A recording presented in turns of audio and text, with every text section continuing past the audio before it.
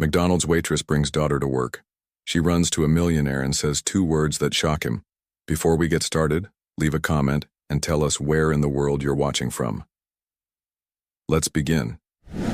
Jessica Miller's alarm blared at 4:30 a.m., piercing the darkness of her tiny 1-bedroom apartment. Her body ached from yesterday's double shift as she rolled over, silencing the noise before it could wake Taylor. Her 5-year-old daughter lay curled on the pull-out sofa, her small face flushed with an unnatural red glow.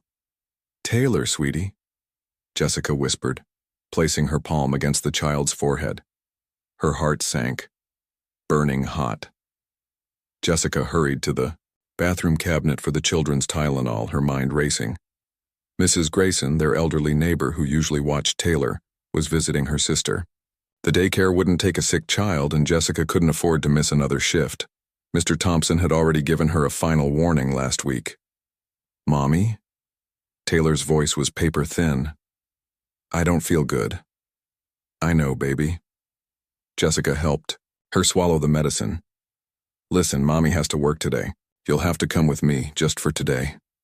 30 minutes later, they stepped into the chilly morning darkness, Taylor bundled in a jacket despite the fever, clutching her threadbare stuffed rabbit, Hoppy. The McDonald's where Jessica worked was 8 blocks away, a walk that felt endless with a sick child. "Morning, Jess," called Darlene, the cook, as they entered through the back door. "Oh no, is Taylor sick?" "Babysitter canceled." "I had no choice," Jessica explained, helping Taylor settle in the break room corner with coloring books and a small pillow. "Thompson's gonna flip," Darlene warned. As predicted, Mr. Thompson's face reddened when he spotted Taylor. "Miller, office now." "Sir, I understand your policy about children, but this is an emergency," Jessica pleaded. "She's quiet, she won't be any trouble." "Last time, Miller," he growled. "One peep from her, and you're done."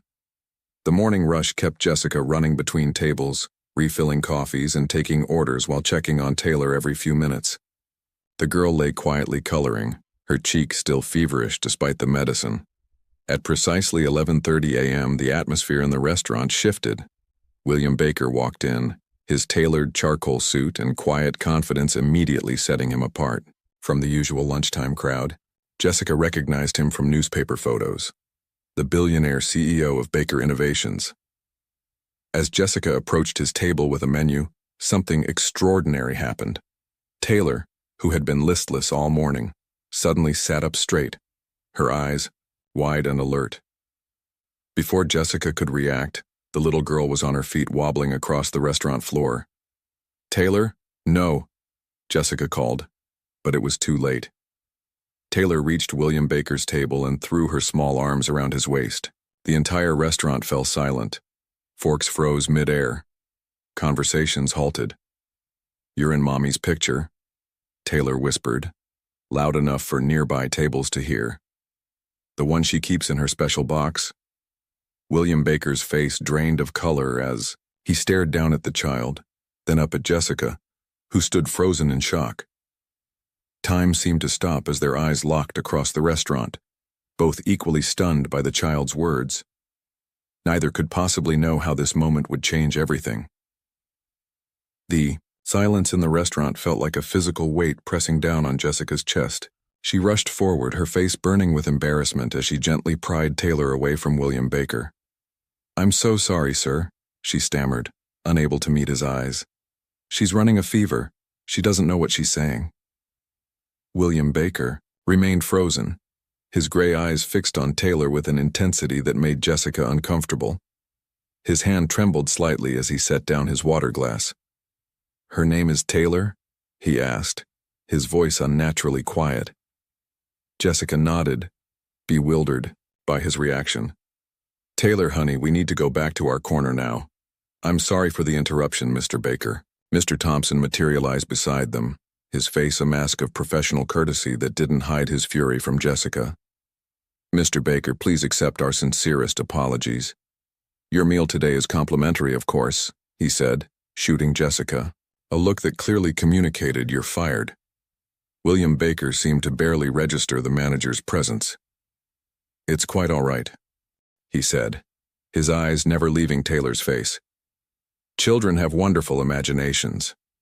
But something in his tone suggested he didn't believe this was merely imagination.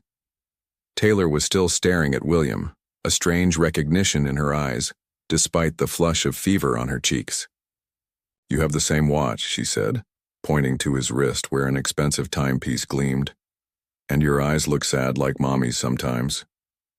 Jessica felt a chill run through her that had nothing to do with the restaurant's air conditioning.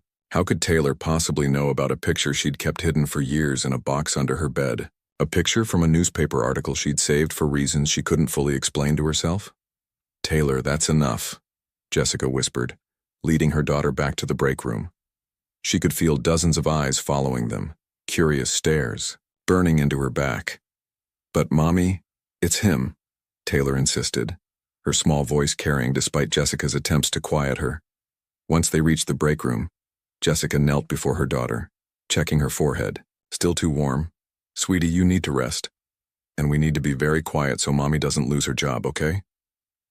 Taylor nodded solemnly, but her eyes remained bright with certainty. "He's important, Mommy. I just know it." Jessica returned to the dining area, her stomach in knots. To her relief, William Baker was now focused on his phone, seemingly absorbed in business matters. Mr. Thompson gestured sharply for her to approach the counter. "Miller, this is exactly why we have a no-children policy," he hissed. "One more incident and you're done. Understand?" "Yes, sir. I'm sorry."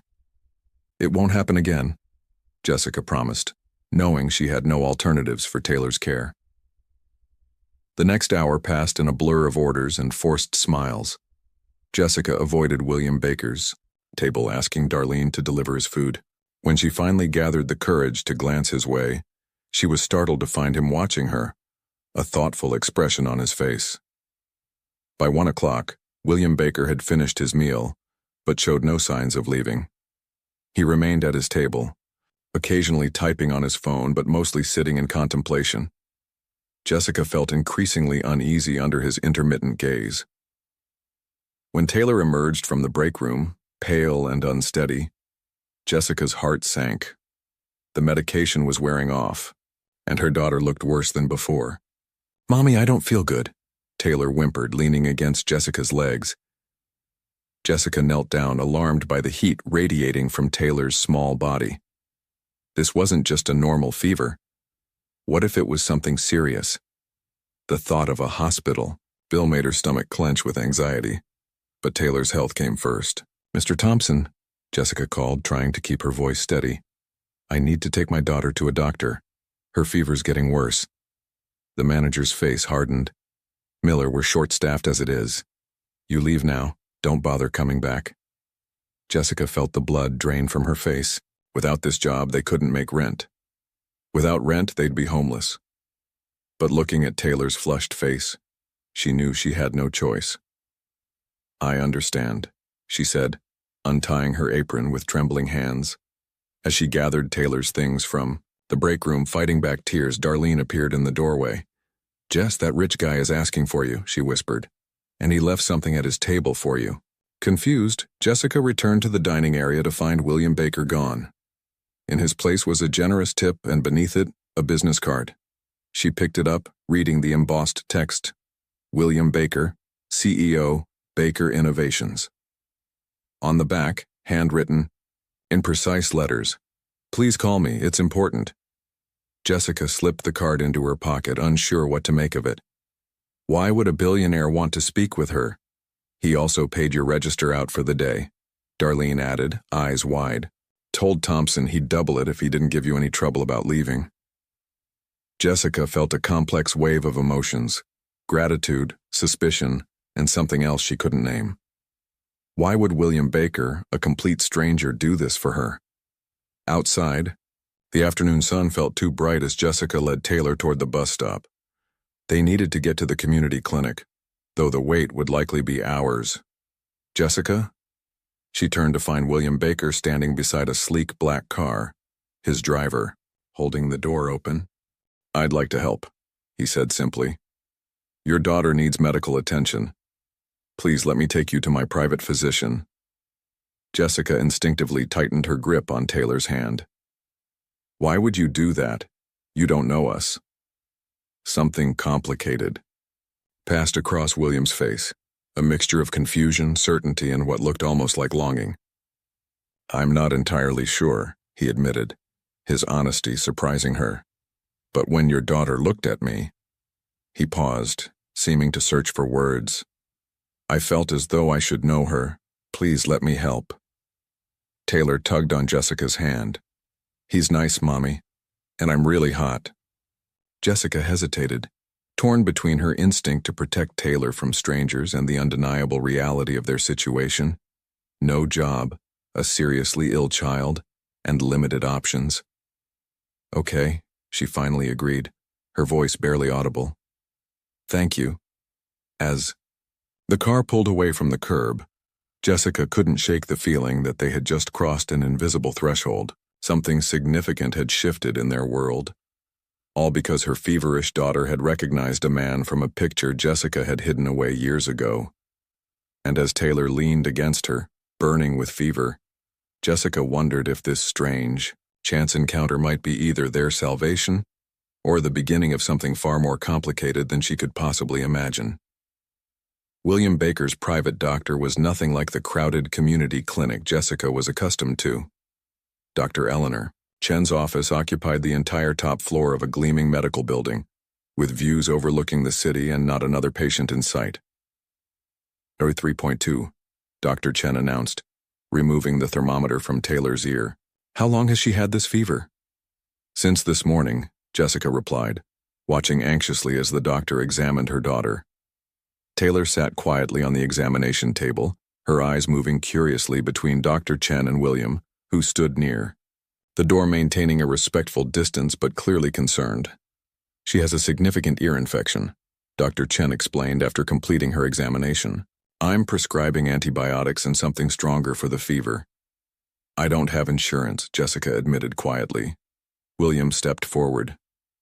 The bill comes to me, Dr. Chen. Please make sure Taylor gets everything she needs. While the doctor prepared medication, William approached Taylor with a gentle smile.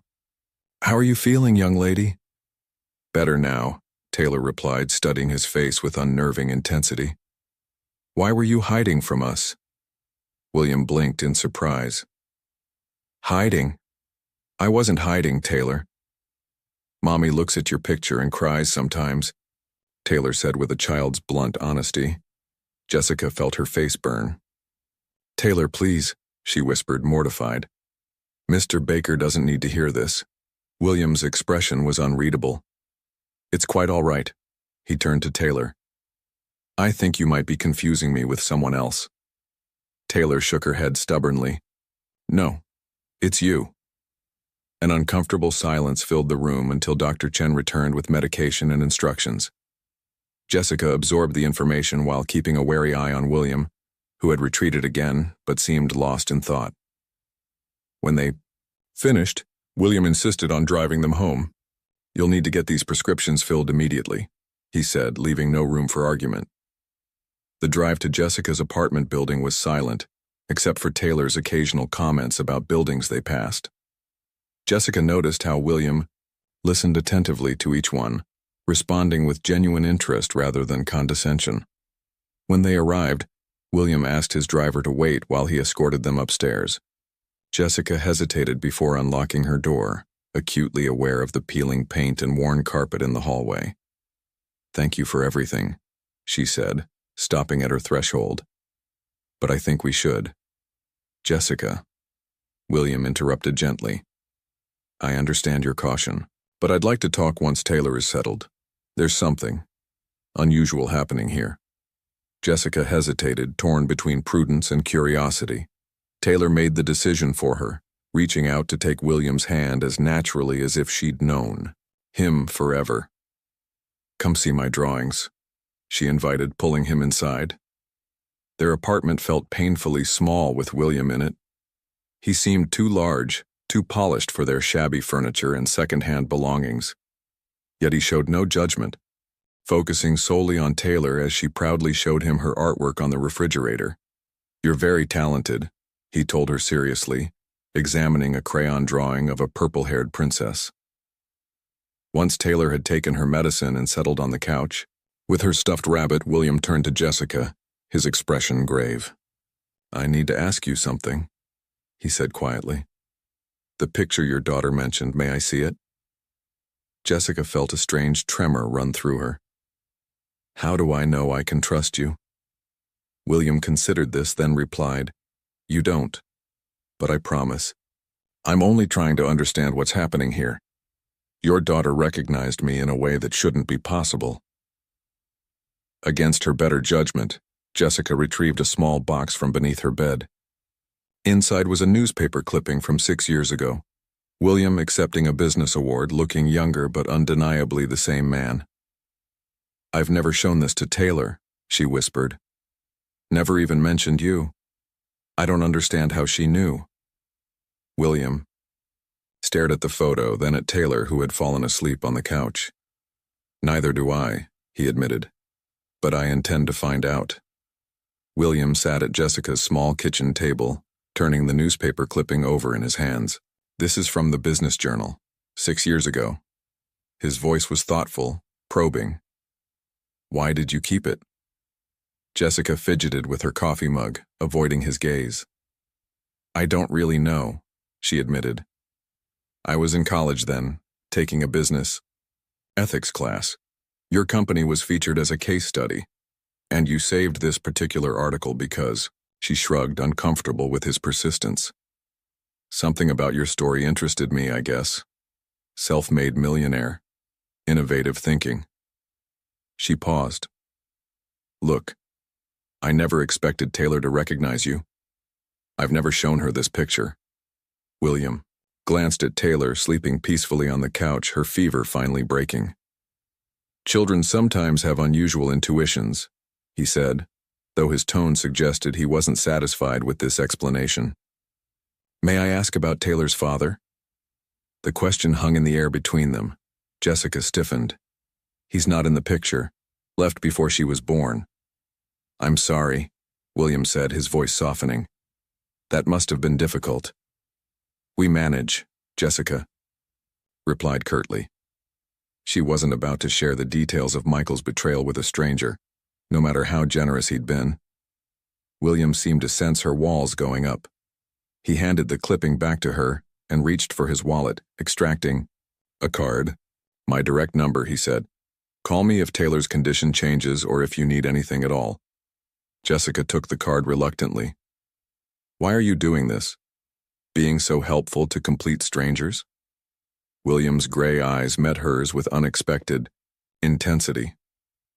"I lost my wife several years ago." She was. He paused, seeming to search for words. "Taylor reminds me of someone. I can't explain it better than that." An awkward silence filled the small apartment until William's phone chimed with a message. He checked it and stood up. "I have a meeting I can't miss," he said, straightening his already immaculate suit. "But I'd like to check on Taylor tomorrow, if that's all right." Before Jessica could formulate a response, Taylor stirred on the couch. "You're leaving?" she asked William, her voice small and disappointed. "Just for now," he assured her with a gentle smile. "I'll come back to see how you're feeling." Taylor nodded as if this were the most natural arrangement in the world. "Promise?" "Promise," William replied, and Jessica noticed how his professional demeanor softened around her daughter. After William left, Jessica sat beside Taylor, stroking her hair. "How are you feeling, sweetie?" "Better," Taylor said, then added with absolute certainty, "He's going to help us, Mommy." "Mr. Baker has been very kind," Jessica acknowledged carefully. "No," Taylor insisted, her eyes suddenly intense despite her illness. "He needs to help us, and we need to help him. He's lost." Jessica felt a chill run through her. "What do you mean, lost?" Taylor frowned, struggling to articulate thoughts too complex for her 5-year-old vocabulary. "He doesn't remember," she finally said before yawning widely. "Remember what, Taylor?" But Taylor had already drifted back to sleep, leaving Jessica with more questions than answers. Later that evening, As Jessica unpacked the groceries William had arranged to be delivered, far nicer brands than she could normally afford, her phone buzzed with a text from an unknown number. "Stay away from William Baker if you know what's good for you and your daughter." Jessica nearly dropped the phone, her hand trembling as she read the message again. Outside her apartment window, she noticed a dark sedan parked across the street, its engine running. Inside, Taylor slept peacefully, unaware that their encounter with William Baker had set something dangerous in motion. Something that would force Jessica to decide how much she trusted this man who had walked into their lives just hours ago. She glanced at William's business card on the counter, then back at the threatening text message. Whatever was happening, they were now part of it. Jessica barely slept that night, startling at every sound outside her apartment window. The dark sedan had disappeared around midnight, but the threatening text message remained on her phone. A digital reminder that someone was watching. Taylor woke fever-free but still weak, her usual energy subdued. "Is Mr. William coming today?" she asked over cereal. "I don't know, sweetie." Jessica weighed her options. She needed to find a new job immediately. The rent was due in 10 days, but she also needed to protect Taylor from whatever danger they'd stumbled into. Her phone rang, displaying an unfamiliar number. "Jessica Miller." A woman's crisp voice greeted her. "This is Vanessa Pierce, Mr. Baker's executive assistant. Mr. Baker asked me to check on Taylor's condition this morning." "She's better, thank you," Jessica replied cautiously. "Excellent. Mr. Baker would like to meet with you today if possible. He can send a car at your convenience." Jessica hesitated. "I'm actually job hunting today. I lost my position yesterday." There was a brief pause. "I understand. Perhaps I could help with that. Baker Innovations has connections with several businesses in the area. Would you be open to some referrals?" The offer was tempting but raised Jessica's suspicions further. Why was William Baker so invested in helping them? "I appreciate the offer," Jessica said carefully, "but I'd prefer to handle it myself." "Of course." Vanessa's tone remained professional. "Regarding the meeting with Mr. Baker, it's rather important. He specifically mentioned it concerns Taylor." Jessica glanced at her daughter, who was watching her conversation with unusual intensity. "All right, this afternoon would work." After arranging details, Jessica knelt beside Taylor. "We're going to see Mr. Baker today." Taylor's face brightened immediately. "I knew he'd come back for us." "He's just helping us, sweetie. Don't get too attached, okay?" Even as she said it, Jessica realized she was talking to herself as much as to Taylor. "But he needs us, Mommy," Taylor insisted. "He's been looking for us for a long time." Before Jessica could question this bizarre statement, her phone buzzed with another text from the unknown number. "You were warned. Now watch your back." Jessica's blood ran cold. She pulled the curtain shut and checked that the door was locked. An car arrived promptly at 2, a discreet black sedan with a professional driver who introduced himself as Marcus. Jessica noticed he kept one hand near his jacket as they walked to the car, his eyes constantly scanning the street. "Security detail," he explained briefly when he caught her watching. "Mr. Baker's orders. Baker Innovations headquarters occupied. A gleaming skyscraper downtown." Jessica felt underdressed in her simple blouse and jeans as Marcus escorted them through the marble lobby to a private elevator. Taylor, however, showed no intimidation whatsoever. She bounced excitedly beside Jessica, pointing at the modern art installations as if visiting a familiar place. William met them personally when the elevator doors opened on the top floor. He wore a charcoal suit that probably cost more than Jessica's annual salary, but his expression was warm as he crouched to Taylor's level. "How are you feeling today?" he asked gently. "Much better," Taylor replied, then added with startling directness, "Have you remembered anything yet?" William looked taken aback. "Remembered?" "Taylor," Jessica admonished softly, embarrassed. "Let's not bother Mr. Baker with silly questions." But William shook his head. "It's not silly. I'd like to understand what she means." He turned back to Taylor. "What should I be remembering?" Taylor frowned in concentration. "The accident, when you got lost." A strange expression crossed William's face.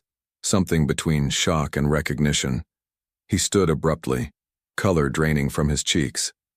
"Please, come into my office," he said, his voice slightly unsteady. Jessica followed, one hand protectively on Taylor's shoulder, increasingly certain they had walked into something far more complex than a simple case of mistaken identity or a child's imagination. "I received another threatening text," she said once they were seated. She showed him her phone. "Someone doesn't want us associating with you." William's expression hardened. "I was afraid of this. It's why I asked you here." He pressed an intercom button. "Noah, please join us." The door opened to admit a tall, serious-looking man in a well-tailored suit. "Jessica, this is Noah James, head of my security team," William explained. "I believe you and Taylor may be in danger because of me, and I want to ensure you're protected." Noah James had the measured movements of someone accustomed to assessing threats at a glance. His eyes swept over Jessica and Taylor, not unkindly but with professional detachment. "The texts came from a burner phone," he explained after examining Jessica's phone. "Untraceable, but the timing suggests inside knowledge of Mr. Baker's schedule." "Inside knowledge?" Jessica repeated. "You mean someone who works for you?" William sighed, running a hand through his immaculate hair. "Or for Charles Blackwell. He's the CEO of Blackwell Enterprises, our chief competitor. We're currently locked in a bidding war over Meridian Tech. And you think he'd threaten a waitress and her 5-year-old daughter over a business deal?" Jessica couldn't keep the disbelief from her voice. "Blackwell plays dirty," Noah said flatly. "Always has. And there's something else you should know." He slid a tablet across the desk. On screen was a social media post showing Taylor hugging William at the McDonald's with the caption, "Baker's secret family." Billionaire CEO caught off guard by child claiming to know him. Jessica's hand flew to her mouth. "Who would post this?" "Someone. At the restaurant," William replied grimly. "It's received limited attention so far, but Blackwell would have seen it. He might view you as leverage against me." Taylor, who had been quietly coloring with markers William provided, suddenly spoke up. "The bad man with the black car." All three adults turned to her. "What black car, sweetheart?" Jessica asked carefully. "The one watching our house," Taylor said matter-of-factly, not looking up from her drawing. "He was there before, when Daddy left." Jessica felt the blood drain from her face. Taylor had been barely a year old when Michael disappeared. She couldn't possibly remember that. William and Noah exchanged glances. "Taylor," William asked gently, "can you tell us more about this bad man?" Taylor shrugged. "He made Daddy go away, and now he's angry because you came back." An uncomfortable silence filled the office. Jessica stared at her daughter, bewildered by her bizarre statements. "I think," Noah said finally, "we should arrange protective surveillance for Ms. Miller," and Taylor immediately. "Agreed," William nodded. "We should also—" The office door swung open without warning. A tall, silver-haired man in an expensive suit strode in, his smile not reaching his cold eyes. "William, I heard you had visitors and thought I'd introduce myself." William's expression hardened. "Charles, this is a private meeting." Jessica instantly knew this was Charles Blackwell. Something about his presence made her instinctively move closer to Taylor. "Forgive the intrusion," Blackwell said, his gaze fixing on Jessica. "I'm Charles Blackwell, and you must be the young lady who's captured William's attention. The resemblance is remarkable, isn't it?" "Resemblance?" Jessica asked, confused. Blackwell's smile widened. "To Angela, of course. William's late wife." Jessica glanced at William, whose jaw had tightened visibly. "That's enough, Charles," he said in a low, dangerous tone. But Blackwell continued, "It's uncanny, really, and the child." His eyes shifted to Taylor, who had stopped drawing to stare at him with unusual intensity. "Well, she's quite special, too, I imagine." "We were just leaving," Noah intervened smoothly, stepping between Blackwell and Jessica. "Of course." Blackwell backed toward the door. Just one thing, William. The Meridian deal. The board votes tomorrow. Would be a shame if they were distracted by personal matters. His eyes flicked meaningfully toward Jessica and Taylor. After he left, Jessica turned to William. Do I really look like your wife? William hesitated, then opened a desk drawer and withdrew a photograph. This is Angela. Jessica gasped. The woman in the photo could have been her sister. The same heart-shaped face, the same warm brown eyes. Even their hair was similar, though Angela's was professionally styled while Jessica's was typically pulled back in a simple ponytail. And Taylor said something about an accident. Jessica pressed, feeling increasingly uneasy. Was there an accident? William's face grew distant. Yes, 6 years ago, Angela was. His voice faltered. She was pregnant when she died. Taylor suddenly appeared at William's side, placing her small hand on his. It's okay, she said softly. I found you again. William stared at the child, a complex emotion crossing his face, confusion mixed with something that looked almost like recognition. Outside the office windows, dark clouds gathered on the horizon, mirroring the storm that Jessica sensed was about to break over all their lives. The drive back to Jessica's apartment was tense. Noah insisted on escorting them personally, explaining that additional security personnel would maintain surveillance from a distance. We'll be discreet, he assured Jessica. The last thing we want is to draw more attention. Jessica gazed out the window, her mind racing. The resemblance to Angela couldn't be coincidence, could it? And Taylor's bizarre statements. How could her 5-year-old possibly know about things that happened before she was born? You okay, Mommy? Taylor asked, pressing her small hand into Jessica's. Just thinking, sweetie. Jessica forced a smile. When they arrived at the apartment building, Noah performed a perimeter check before allowing them inside. Taylor skipped ahead to their door while Noah taught Jessica how to use the new security app he'd installed on her phone. One press of this button alerts our team immediately, he explained. We'll also install discrete cameras in the hallway tonight. Is all this really necessary? Jessica asked, though the threatening texts suggested it was. Mr. Baker thinks so, Noah replied simply. And I've learned to trust his instincts. Once inside, Jessica found a package propped against their door. A rectangular box wrapped in brown paper with no shipping label. Don't touch it, Noah warned, immediately on alert. He examined it carefully before determining it wasn't dangerous, enough to call the bomb squad. Jessica watched anxiously as he opened it. Inside was a brand new stuffed rabbit, nearly identical to Taylor's beloved Hoppy but pristine instead of worn. Beneath it lay a note. Keep Taylor smiling, stay away from Baker, final warning. Noah photographed everything before bagging it as evidence. This escalates things, he said grimly. Someone knows about Taylor's stuffed animal. They've been watching closely. Jessica felt violated. Who would do this? Most likely Blackwell's people, Noah said. But we'll investigate thoroughly.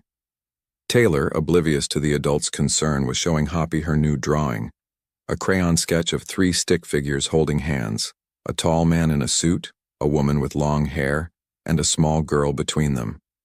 That's a nice picture, Jessica said, trying to sound normal. Who are they? Us, silly, Taylor replied. You, me, and William. Noah's phone chimed. He checked it and frowned. Mr. Baker wants to speak with you privately, he told Jessica. When you're ready, he's hoping you'll join him for dinner at his home. Jessica hesitated. I don't think that's a good idea, considering these threats. Actually, his residence has state-of-the-art security. You'd both be safer there than here. When Noah left to make arrangements for the evening surveillance, Jessica sat beside Taylor on the couch. Taylor, I need to ask you something important, she began carefully. How do you know William? Why did you say he's been looking for us? Taylor concentrated on her drawing, adding a sun in the corner of the page. I just know, she said with a child's certainty. Like how I know Hoppy gets sad when I leave him alone. But sweetie, you only met William yesterday. Taylor looked up, her eyes suddenly older than her years. No, Mommy. I knew him before, when I was in heaven. Jessica's breath caught. What do you mean, in heaven? Before I came to you, Taylor explained patiently, as if stating the obvious.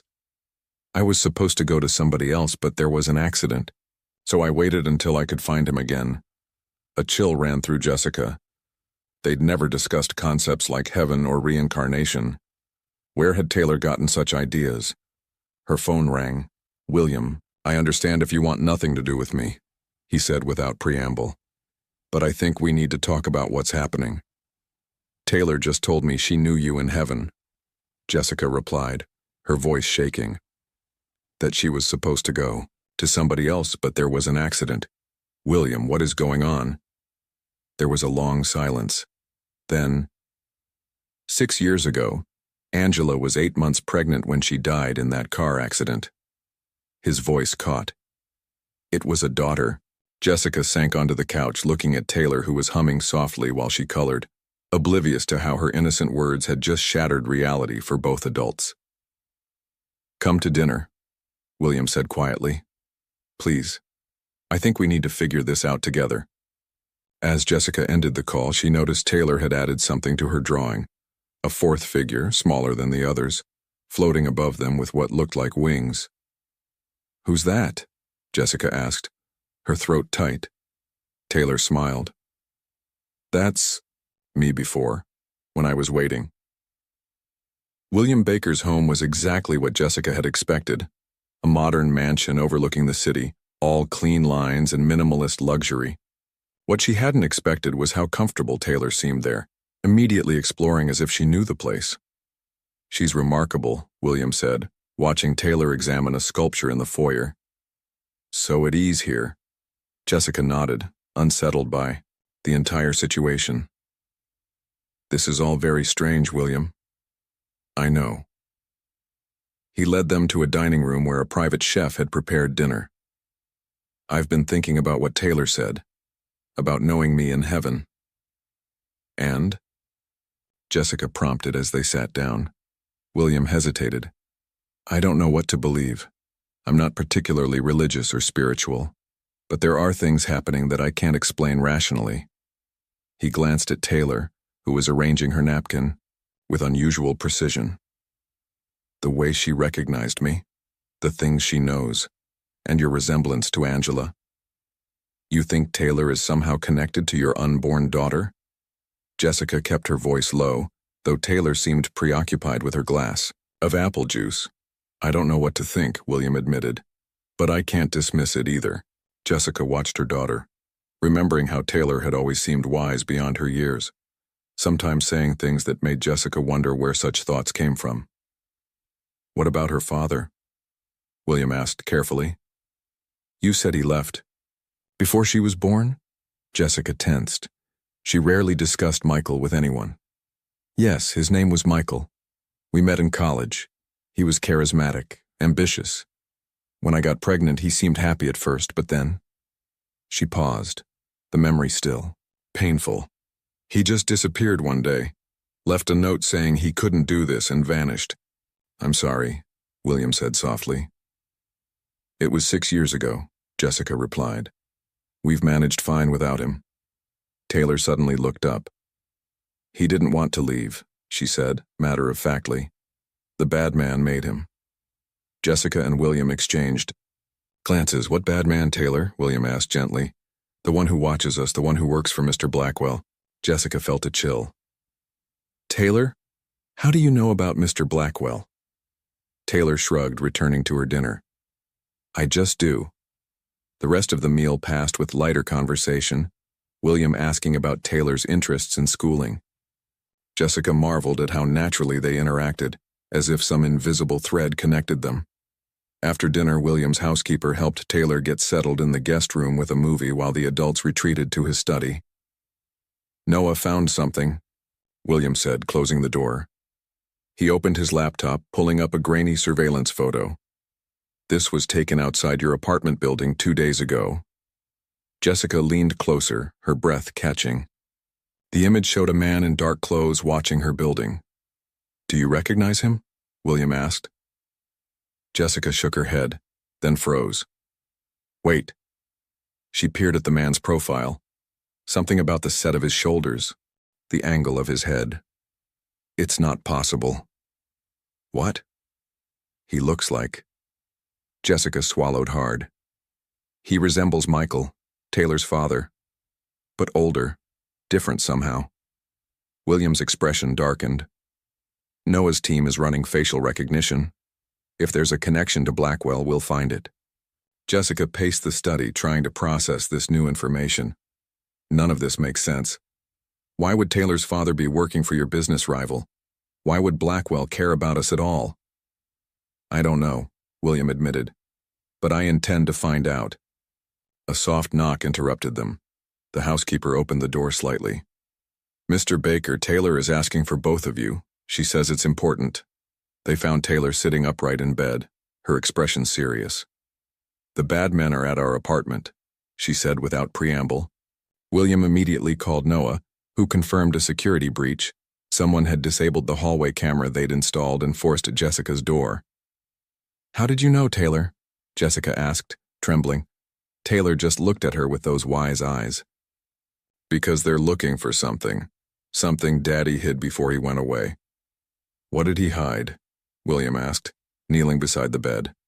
Taylor's answer sent a shockwave through both adults. The truth about what happened to you in the accident, Mr. William. The truth about who you really are. The truth about who I really am, William repeated, his face pale. Taylor, what do you mean? Taylor yawned, suddenly looking like a regular tired 5-year-old. You don't remember because they made you forget. Jessica sat on the edge of the bed, her world tilting. Sweetie, how do you know these things? Dreams, Taylor replied simply. And sometimes I just know stuff. William's phone rang, Noah with an update. The intruders are gone. They ransacked the apartment, but it doesn't appear anything was taken. We've secured the location and changed the locks. Thank you, Noah, William replied. Please keep a team there tonight. After tucking Taylor in, Jessica and William returned to his study, both shaken by her statements. I don't understand any of this, Jessica confessed. What accident was Taylor talking about? I thought Angela died in a car crash. William poured himself a drink with unsteady hands. She did. I wasn't with her that day. He took a long sip. But there was another accident, 6 months before that. I was driving home late one night and went off the road. Woke up in the hospital with a concussion and some memory issues. Memory issues? Nothing major. Just gaps from the weeks around the accident. The doctor said it was normal with head trauma. He ran a hand through his hair. But lately I've been having dreams, flashes of places I don't recognize, people I don't know. Jessica considered this. And when did these dreams start? A few months ago. William paused. They intensified after I saw Taylor at the restaurant. Jessica felt a chill. Does Blackwell have anything to do with your accident? I don't see how. We were competitors, but our real rivalry didn't start until after I returned from recovery. William's brow furrowed. There's something else. The resemblance between you and Angela. I never mentioned it to anyone. It was too painful, but Charles recognized it immediately. Meaning he must have been watching us, Jessica concluded, or knew something I don't. William set down his glass. The thing is, Angela and I struggled with fertility issues for years. When she finally got pregnant, it seemed like a miracle. Jessica hesitated before asking, William, when exactly was your accident? December 6th, 6 years ago. She felt her blood run cold. That's the exact day Michael disappeared. The silence that followed was heavy with implications. Jessica, William said carefully, I need to ask you something personal. Do you have a photo of Michael? She nodded, pulling out her phone and scrolling through old images. This was us in college, she said, showing him a picture of her younger self with a handsome man, his arm around her shoulders. William stared at the image, his expression unreadable. I don't recognize him, but...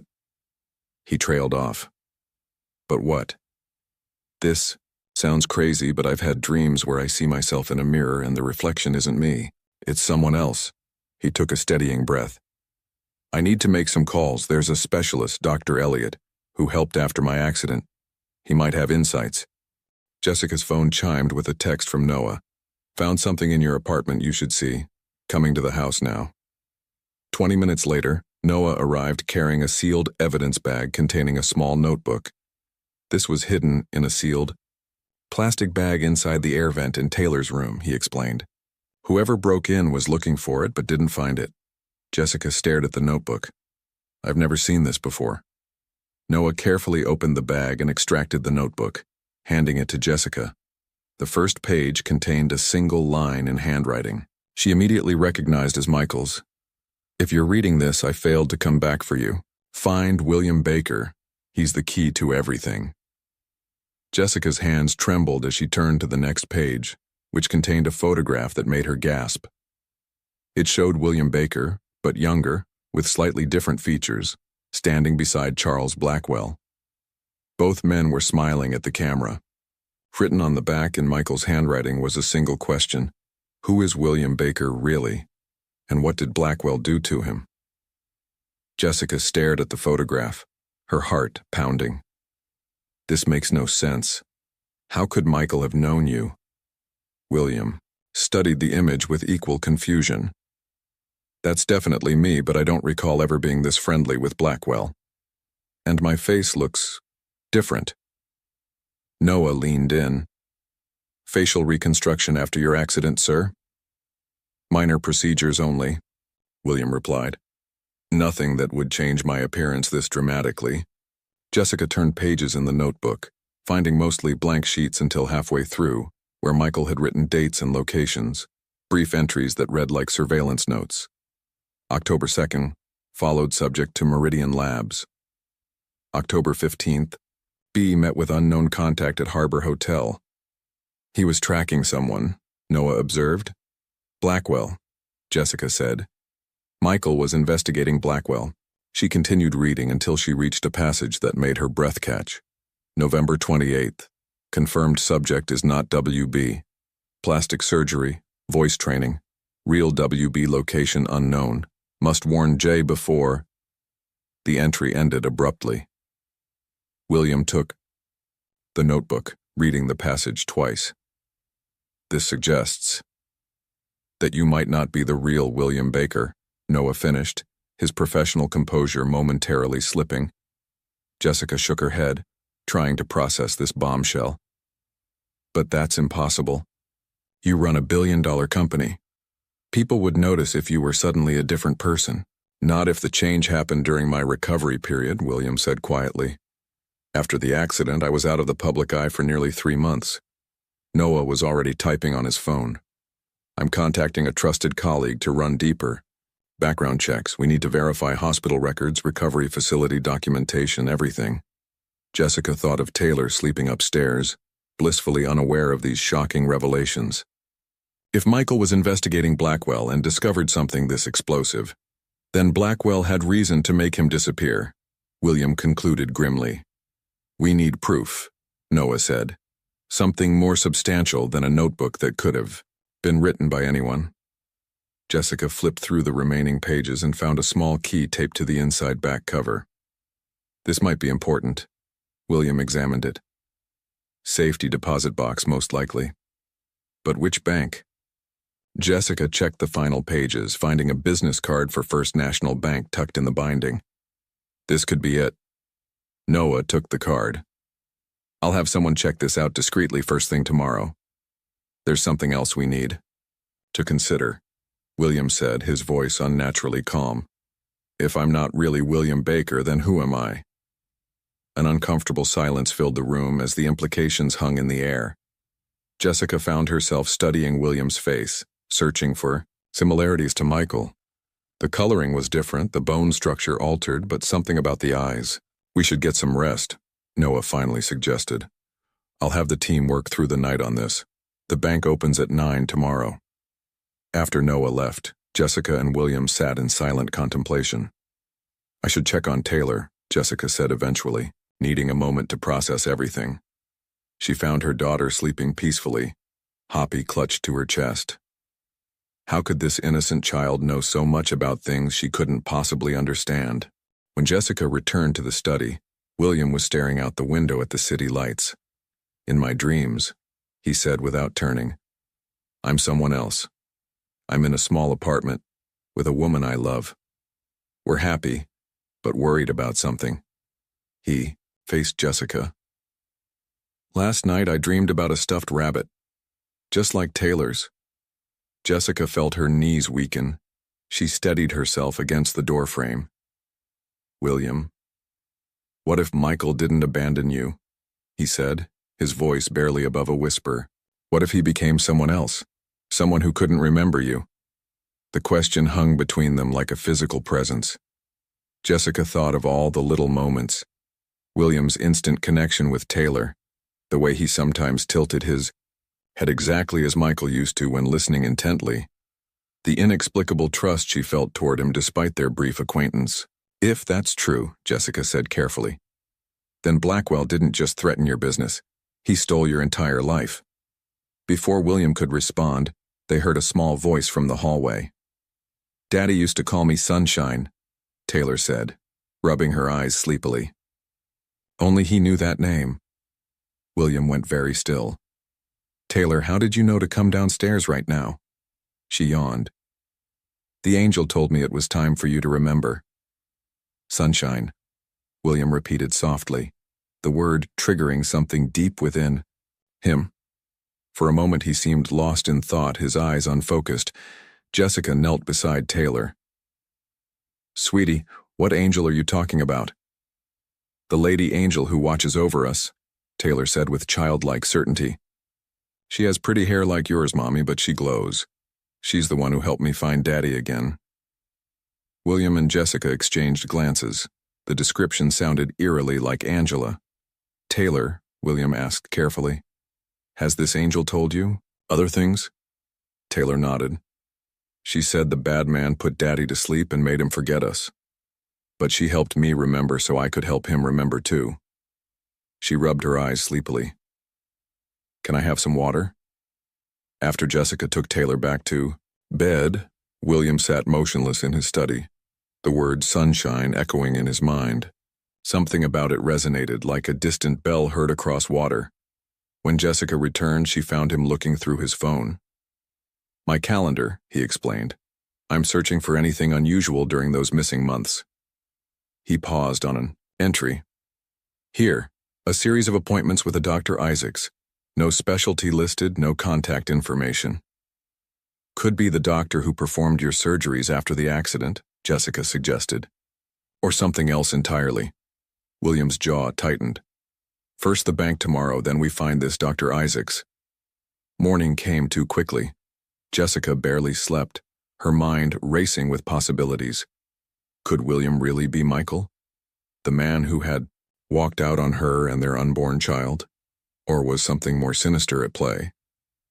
Noah arrived at 7, accompanied by a woman he introduced as Dr. Lauren Elliott, a neurologist specializing in memory disorders. "Mr. Baker called me last night," she explained to Jessica. "He's been my patient since his accident." "And you never suspected anything unusual about his case?" Jessica asked. Dr. Elliott hesitated. "There were inconsistencies, gaps in the medical reports, but nothing conclusive." They gathered in William's home office while Taylor remained upstairs with the housekeeper. Dr. Elliott examined the notebook, her expression grave. If what this suggests is true, memory manipulation, identity replacement, it would require sophisticated techniques. Drugs, hypnosis, possibly even targeted electrical stimulation of specific brain regions. Is that even possible? Jessica asked. Theoretically, yes. Ethically and legally, absolutely not. Dr. Elliott turned to William. The dreams you've been having could be your original memories attempting to surface. The bank opens in an hour. Noah interrupted. We should move.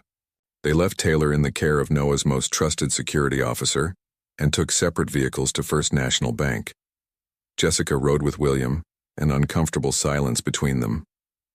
"If I am Michael," he finally said, "that means I abandoned you and our unborn child."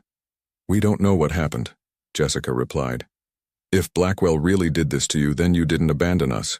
You were taken." At the bank, they presented the key and Michael's ID, which Noah had retrieved from Jessica's apartment. The manager led them to a private room where the safety deposit box was brought in. William opened it with hands that trembled slightly. Inside lay a sealed envelope, a flash drive, and a small recording device. Jessica recognized Michael's handwriting on the envelope. For Jessica and Taylor. Evidence against Blackwell. William opened the envelope first, extracting several documents, medical reports, surveillance photos of Blackwell, with various doctors, and a handwritten timeline. But it was the final item that caused William to freeze, a DNA test comparing two samples labeled William Baker, original, and Subject X, post-procedure. "According to this," William said, his voice hollow, "Subject X's DNA doesn't match the original William Baker's." Jessica reached for the flash drive, plugging it into the laptop Noah had brought. It contained dozens of video files. She clicked on one titled Original Interview. The screen showed a younger William Baker, similar to the man beside her but with subtle differences, speaking directly to the camera. "My name is William Baker. If you're watching this, Charles Blackwell has succeeded in replacing me with his substitute. Find Michael Reynolds. He knows everything." William stared at the screen, his face pale. "Michael Reynolds," he whispered. Jessica's heart stopped. "That was your name," she said softly. "Michael Reynolds." In that moment, Taylor's words echoed in her mind. "I found you again." The drive back to William's, or rather Michael's mansion, was silent, each person lost in the implications of what they'd discovered. The recording device from the safety deposit box contained audio files documenting conversations between Blackwell and various medical professionals, discussing the procedure and memory recalibration. Noah had immediately sent copies of everything to his most trusted team members for safekeeping. "Blackwell has resources," he explained. "We can't risk losing this evidence." Jessica kept glancing at William, seeing him through new eyes. This man who had been helping them, who had felt an inexplicable connection to Taylor, was actually her daughter's father. A man whose entire identity had been stolen and rewritten. "I don't know who I am anymore," Michael said quietly as they approached the mansion gates. "Everything I thought I knew about myself is a lie." Dr. Elliot, who had joined them at the bank, spoke up from the back seat. "Your core self remains intact. The memories may have been manipulated, but your fundamental personality traits, your values, those are harder to erase." Jessica thought about how naturally William had bonded with Taylor from the beginning. Some connections ran deeper than memory. As they pulled up to the mansion, Noah's phone rang. His expression darkened as he listened. "Sir," he said urgently as he ended the call, "Blackwell has called an emergency board meeting at Baker Innovations. He's presenting evidence that you're mentally unstable and seeking to have you removed as CEO." "On what grounds?" William demanded. "Apparently he has photographs of you with Jessica and Taylor, medical reports suggesting psychiatric issues, and testimony from a doctor claiming you've been experiencing delusions." Jessica's stomach dropped. "He's moving against you now because he knows we found the evidence." They rushed inside to find Taylor and the security officer playing a board game in the living room, both thankfully safe. Taylor looked up, immediately sensing the tension. "The bad man is coming, isn't he?" she asked. Before anyone could respond, William's phone chimed with an incoming video call. Blackwell. William hesitated, then answered, putting it on speaker. "William, my friend." Blackwell's smug voice filled the room. "Or should I say, Michael, I see you've been quite busy today." "It's over, Blackwell," William replied. "We have the evidence. DNA tests, your conversations with the doctors, everything." Blackwell chuckled. "Impressive. But it changes nothing. The board meeting starts in an hour. Even if you race there with your so-called evidence, Who would believe such an outlandish story? That I somehow replaced the real William Baker with a look-alike? You'll sound deranged, which conveniently supports my case. Why did you do this? Jessica demanded. Where is the real William Baker? Ah, Jessica, still as fiery as I remember. The real William Baker was becoming problematic. His research into neural interfaces was revolutionary, but he refused to weaponize it. Such a waste of potential. So you replaced him with Michael, a man who had the intelligence but could be controlled through memory manipulation. Dr. Elliot said, precisely. Michael was investigating me for a story, a talented journalist with a scientific background, perfect raw material, and to have him run the company believing he was Baker. Poetic. William's face hardened. And what about Jessica and our child? You made me abandon them. Collateral damage, Blackwell dismissed.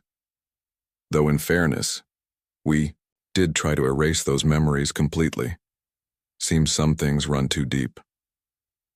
Jessica felt sick. This man had casually destroyed 3 lives, 4, counting the real William Baker, for corporate gain. You won't get away with this, William said, his voice deadly calm. I already have. Blackwell's tone was triumphant. But I'm not unreasonable. Resign now, transfer your controlling shares to me, and I'll leave your little family alone. Refuse, and I'll destroy not just your career, but Jessica and that remarkable child of yours. The call ended abruptly, leaving them in stunned silence. He's bluffing, Noah said. He wouldn't dare hurt a child. He replaced a man's entire identity, Jessica countered. I don't think there's anything he wouldn't dare. William knelt beside Taylor, who had been quietly listening to everything. Taylor, he said gently, do you remember me at all? From before? Taylor placed her small hand against his cheek. You used to read me stories before I was born, she said simply. You promised you'd come back, and you did. William, or Michael, stood abruptly, a new determination hardening his features. I'm not giving in to Blackwell's demands. But the board meeting, Noah began. Yes, we'll attend, William interrupted, but not to surrender. We're going to expose Blackwell today, with every piece of evidence we have. Dr. Elliot looked concerned. This is a lot to process psychologically.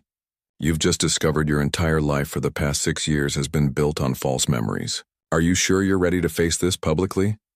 William looked at Taylor, then at Jessica. I've lost 6 years with my family because of Blackwell. I won't lose another day. Jessica felt a surge of emotion. Fear mixed with hope, and something deeper she wasn't ready to name. This man standing before her was both a stranger and the father of her child, both William Baker and Michael Reynolds. What's your plan? She asked. We present everything, the DNA tests, the recordings, the timeline, not just to the board, but to law enforcement. William turned to Noah. Contact the FBI, corporate espionage, kidnapping, identity theft, medical malpractice. Blackwell has committed enough federal crimes to put him away for decades. Noah nodded, already dialing. I'm coming with you, Jessica said firmly. William shook his head. Blackwell threatened you and Taylor. I can't risk. We're stronger together, Jessica interrupted. Taylor recognized you when nobody else did, not even yourself. There's a reason for that. She took a deep breath. Besides, I have 6 years of Michael Reynolds' memories that you don't have access to. I can help establish your real identity. Their eyes locked, an unspoken current passing between them. For a moment, Jessica caught a glimpse of Michael in William's expression.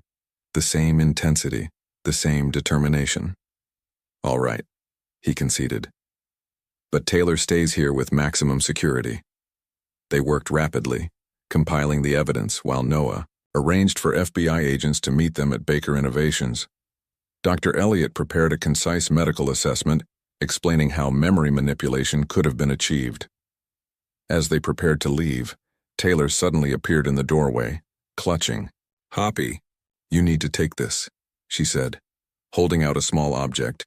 a tarnished silver compass that Jessica had never seen before. William took it, his expression changing instantly. "This was my father's," he whispered. "I carried it everywhere. But how did you—" "The angel showed me where to find it," Taylor replied. "She said it would help you remember the way home." William's hands trembled as he ran his thumb over the compass's worn surface. "I remember hiding this, somewhere in the apartment, a loose floorboard under the bed." Jessica gasped. "There is a loose board there. I found it years ago but never looked underneath." "Take it with you," Taylor insisted. "It's proof." William knelt to Taylor's level. "Thank you, sunshine," he said softly, and in that moment, his voice sounded exactly like Michael's. Taylor hugged him tightly. "I knew you'd find us again, Daddy." The drive to Baker Innovations headquarters was tense. William clutched the compass in one hand, occasionally closing his eyes as fragments of memory surfaced. "I remember investigating Blackwell," he said suddenly. "He was funding experimental brain research off the books.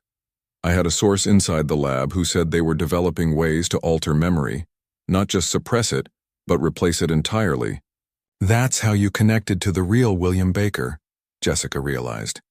"He must have reached out to you about Blackwell's interest in his neural interface technology." "Yes," William said slowly, memories crystallizing. "He knew Blackwell wanted to weaponize his work. He was gathering evidence just like I was." As Baker Innovations came into view, its glass tower gleaming in the afternoon sun, William took Jessica's hand. "I don't know what will happen in there," he said quietly. "But I want you to know that I'm starting to remember feelings, not just facts, feelings about you and Taylor." Jessica squeezed his hand, her throat tight with emotion. "We'll get through this. Together."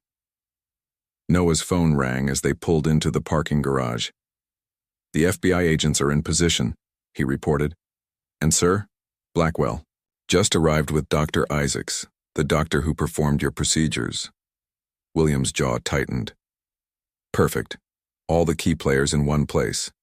As they stepped out of the car, Jessica spotted a familiar face watching them from the shadows, the same man she'd seen in Noah's surveillance photo. Her breath caught. "Michael," she whispered. "That man. I think it's the real William Baker." "The real William Baker," William repeated, scanning the parking garage. The figure Jessica had spotted melted further into the shadows. Noah motioned to two of his security team. "Follow him. Don't engage. Just track his movements." They entered the building through a private elevator that led directly to the executive floor. With each passing floor, William seemed to stand taller, his dual identities coalescing into something stronger than either alone. "The boardroom is just ahead," he said as the doors opened. "Blackwell will have already started poisoning the board, against me." "We have the truth on our side," Jessica reminded him, squeezing his hand one last time before letting go. The hallway outside the boardroom was lined with security personnel, some Noah's men, others clearly reporting to Blackwell.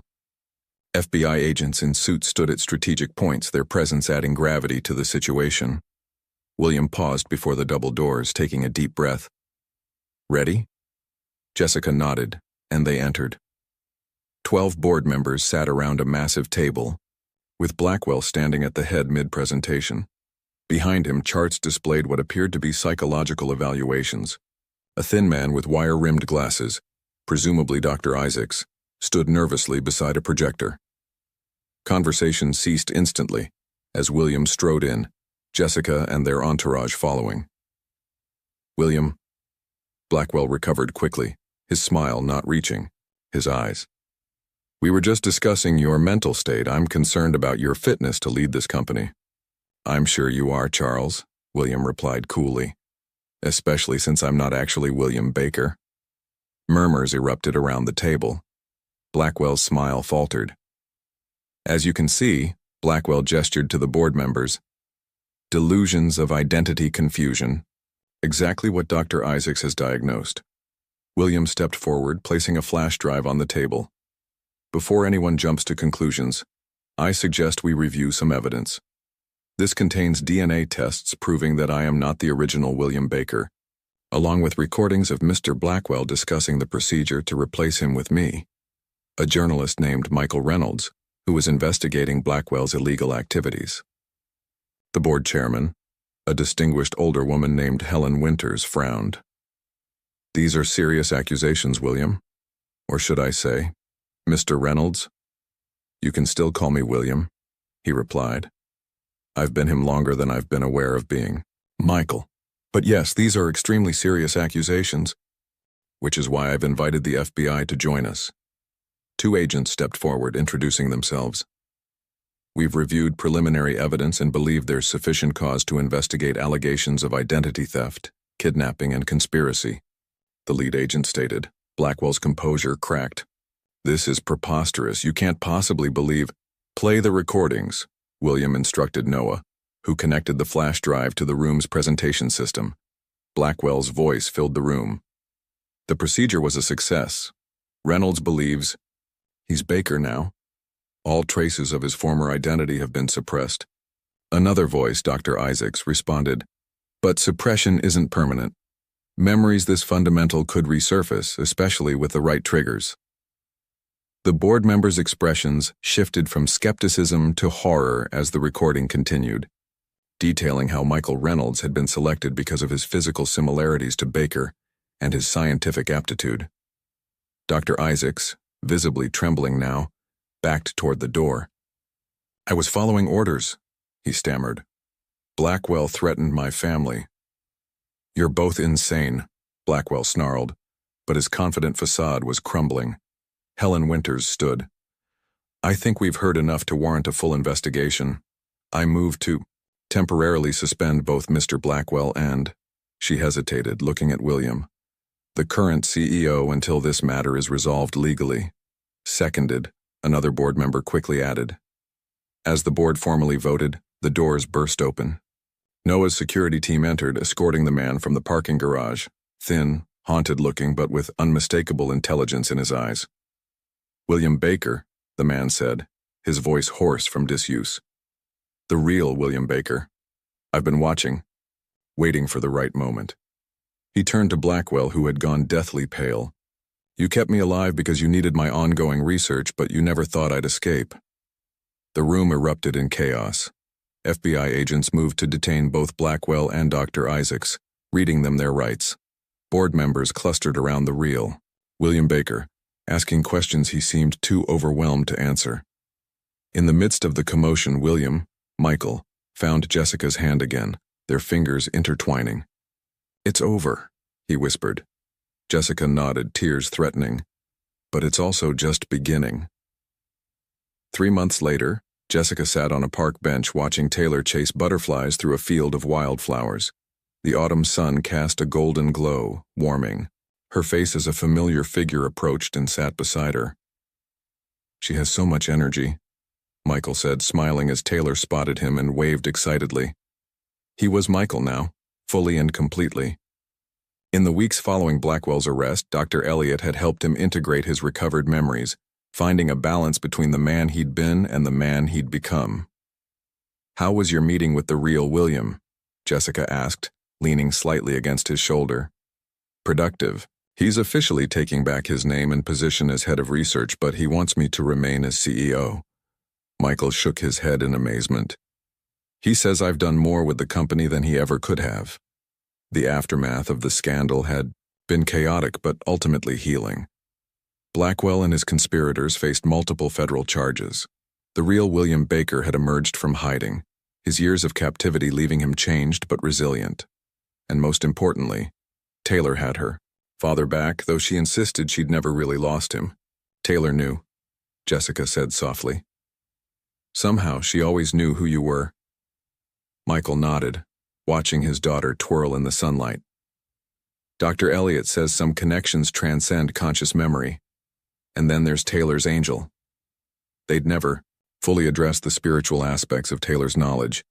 Her references to Angela and heaven remained a gentle mystery they'd come to accept rather than explain.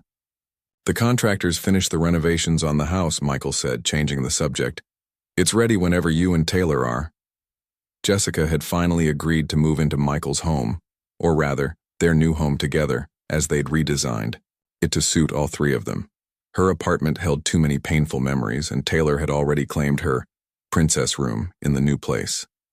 This weekend, Jessica decided, it's time. Michael took her hand, running his thumb over the simple engagement ring he'd given her a month ago. They were taking things slowly, rebuilding their relationship while honoring both what they'd had before and what they'd discovered since. I found something yesterday, he said, reaching into his pocket. He pulled out a small, yellowed envelope. It was in my old office files, misfiled from 6 years ago. Jessica opened it carefully. Inside was a sonogram, Taylor's sonogram from before Michael had disappeared. I remember now, he said, his voice thick with emotion. I had it with me that day, the day Blackwell's men took me. I was on my way to meet my editor with the evidence against Blackwell, but I'd stopped to look at this. Our baby girl. Tears welled in Jessica's eyes as she traced the fuzzy outline of Taylor in the womb. You never abandoned us, she whispered. Not by choice. Never, he affirmed. And I never will again. Taylor ran up to them, breathless and beaming. Daddy, I found a special rock for your collection. She pressed a smooth, heart-shaped stone into Michael's palm. It's perfect, he said, pulling her into a gentle hug. Thank you, sunshine. As they walked back toward the car, Taylor skipping ahead, Michael stopped Jessica with a gentle touch.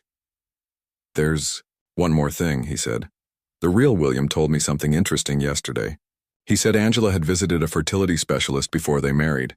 They collected donor eggs because she couldn't produce viable ones.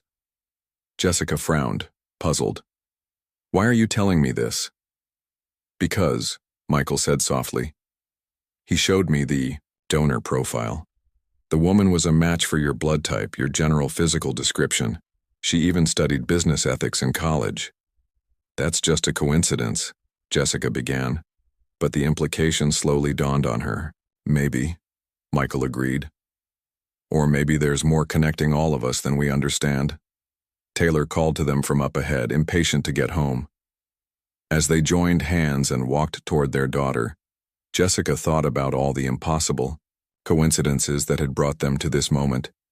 Taylor recognizing Michael despite his altered appearance, Angela's resemblance to Jessica, the strange dreams and memories that had surfaced against all odds.